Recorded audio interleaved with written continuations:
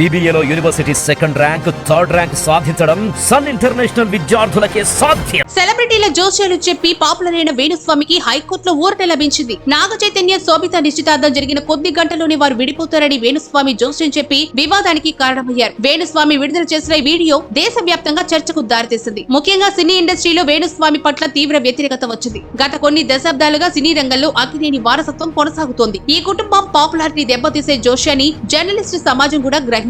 Telugu film journalist association, Telugu film digital media association సామాజిక బాధ్యతతో తెలంగాణ మహిళా కమిషన్ చైర్మన్ నేరెళ్ల శారదకు ఫిర్యాదు చేశాయి. దీంతో మహిళా కమిషన్ కూడా వేణుస్వామికి నోటీసులు అందజేసింది. ఈ నోటీసులు అందుకున్న వేణుస్వామి మహిళా కమిషన్ కార్యాలయానికి గైర్హాజరయ్యారు. పైగా తన న్యాయ పోరాటం కొనసాగిస్తానని చెప్పారు. నోటీసులను సవాల్ చేస్తూ వేణుస్వామి హైకోర్టును ఆశ్రయించారు. వేణుస్వామి పిటిషన్ హైకోర్టులో అడ్మిట్ అయింది. నాగ చైతన్య శోభితకు లేని అభ్యంతరం మీకెందుకు అని ఫిలిం జర్నలిస్ట్ అసోసియేషన్ ను హైకోర్టు ప్రశ్నించింది. హైకోర్టు చేసిన ఈ వ్యాఖ్యలు వేణుస్వామికి ఊరట లభించింది. మహిళా కమిషన్ జారీ చేసిన నోటీసులకు ఎలాంటి చట్టబద్ధత లేదని హైకోర్టు తీర్పిచ్చింది. సెలబ్రిటీల జోస్యాలు చెప్పి పాపులర్ అయిన వేణుస్వామికి హైకోర్టులో ఊరట లభించింది. నాగ చైతన్య శోభిత నిశ్చితార్థం జరిగిన కొద్ది గంటలోనే వారు విడిపోతారని వేణుస్వామి జోస్యం చెప్పి వివాదానికి కారణమయ్యారు. వేణుస్వామి విడుదల చేసిన ఈ వీడియో దేశవ్యాప్తంగా చర్చకు దారితీసింది. ముఖ్యంగా సినీ ఇండస్ట్రీలో వేణుస్వామి పట్ల తీవ్ర వ్యతిరేకత వచ్చింది. గత కొన్ని దశాబ్దాలుగా సినీ రంగంలో అక్కినేని వారసత్వం కొనసాగుతోంది. ఈ కుటుంబం పాపులారిటీ దెబ్బతీసే జోష్యాన్ని జర్నలిస్ట్ సమాజం కూడా గ్రహించింది. Telugu film journalist association, Telugu film digital media association సామాజిక బాధ్యతతో